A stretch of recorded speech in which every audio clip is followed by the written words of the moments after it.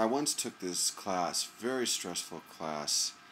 It was intensive over a short period of time that involved a lot of work, a lot of stress, um, and to the point where some of the students would actually end up crying because they were so overwhelmed. And the people that were teaching the class, they were very intense and could be a bit hard on us. And at the end of the class, the supervisor came, and as the teachers, all the teachers that taught the class left the room, and the supervisor said, "Come on, guys, bring it on. Tell me what things you like, what you didn't like, and what was the problems." And it was just basically an open invitation for a bitch session. And I was really amazed as people would share their opinions of the class, that it was like a total bitch session. Well, I didn't like this because they were so hard on us, and I was always discouraged, and I felt, it was just on and on. It was this laundry list of complaints. And as one of the students was whining, as we all were, because it was very exhausting, although we learned a lot, learned tremendous amounts. And part of some of the best learning comes is when the people are hardest on us. And as one of the students was complaining about whatever it was, another student, a New Yorker guy, started going wow, wow, wow, like making a baby sound, like we're all being a big bunch of babies. And this guy didn't complain; he just did what he had to do. And maybe it's part of the fabric of being a New Yorker.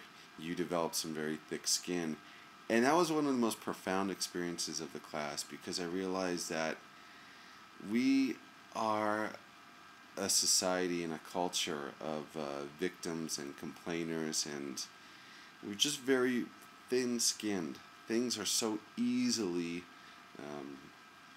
disturb us,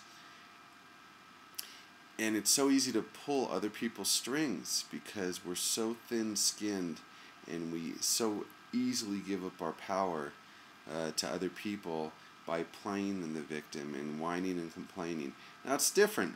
If there's constructive stuff that, there's a few constructive suggestions people made during the bitch session that were actually very useful, but 80-90% of it was just bitching and moaning. And it's become so ingrained in our fabric of our society, from television, from all the different talk shows, from the sitcoms, from dramas, everything. People, you just listen. People complain so freaking much. Politicians, every fabric of society, we're always bitching and moaning and wanting to wear the cape of victim. And as always, this has everything to do with us, and oftentimes so little to do with other people. When you accept that life sucks, that life's not fair, that people treat us unfairly, that we're not little princesses and queens deserving of things always going our way, or people always treating us a certain way. And you just begin to, when you internally feel a sense of peace, you're not dependent on others. You're not dependent on external forces. And you could just say, someone says something rude, negative, oh, that's okay. I mean, stuff just you become like Teflon. Stuff just rolls off you. And parents oftentimes enable this in their children. Parents will blame teachers, parents blame other students, parents blame a whole myriad of things of why their children should be victims.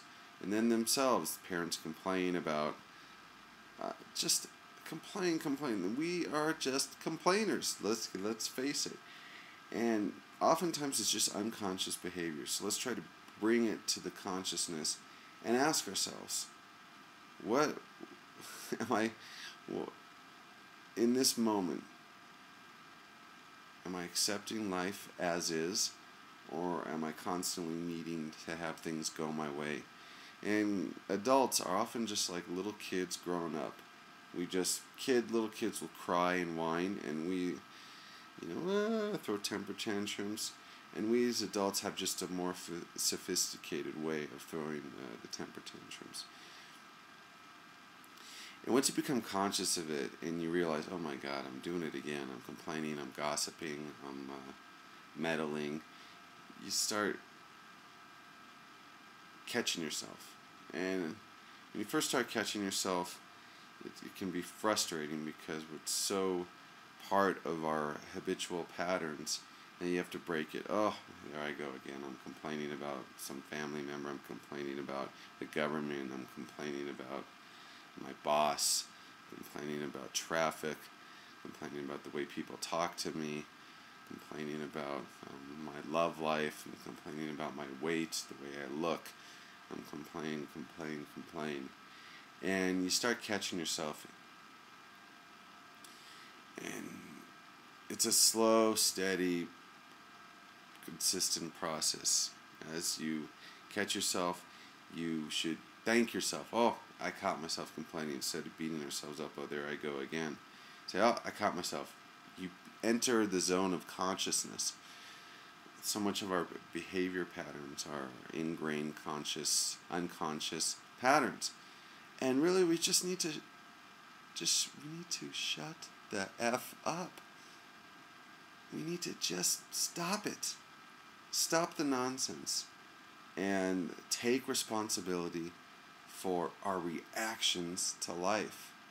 It's not about other people. It's not about other situations. It's not about circumstances. It's about our reaction to it. And then that brings a sense of freedom, peace, because now you empower yourself to adapt, handle, and move beyond the trivialities of life. Now, again, Eckhart Tolle gives a great example. He says if your soup is cold, you order soup, and it's not a complaint if you calmly, matter-of-factly ask the waiter, hey, my soup is cold, would you mind exchanging it for another one or heating it up?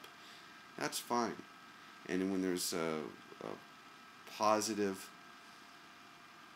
level-headed, non-reactionary, non-emotional, non-exaggerated response to certain situations in life, when we can fix things, then by all means we should. But just observe yourself. You start observing other people. Most of our stuff is just a bunch of, we're acting like a bunch of big babies. And oftentimes we put ourselves in situations, like I was in restaurant management for a while, and a lot of the servers would come and complain to me, I didn't get a tip, I got stiffed, or this customer's really rude, or whatever. I'm like, come on, man. That's part of the deal. When you agree to be a waiter, you're gonna get stiffed. You're gonna have grumpy, rude customers. If you want to be an actor or actress and you become famous, you're going to have paparazzi hounding you. You're going to have people meddling in your life. When you want to be a politician, you can't go sleeping around. You can't. You got to watch what you say. You got to be phony. Know the price you have to pay when you get involved in things. It's like we want the benefits in life, but we don't want the costs. And everything, there comes a cost. When you want to have children, man, you're going to be working your butt off. You're going to be stressed out. You're going to be overwhelmed. It's part of the price. So knowing the price ahead of time, and the same thing when you enter relationships. Your spouse or mate is going to do things you're not going to like. When you enter in the workforce, you're going to have a boss that's can be oftentimes unreasonable. It's part of life. Simply we need to get some thick skin and get over it, and that will bring us the peace we so desperately seek.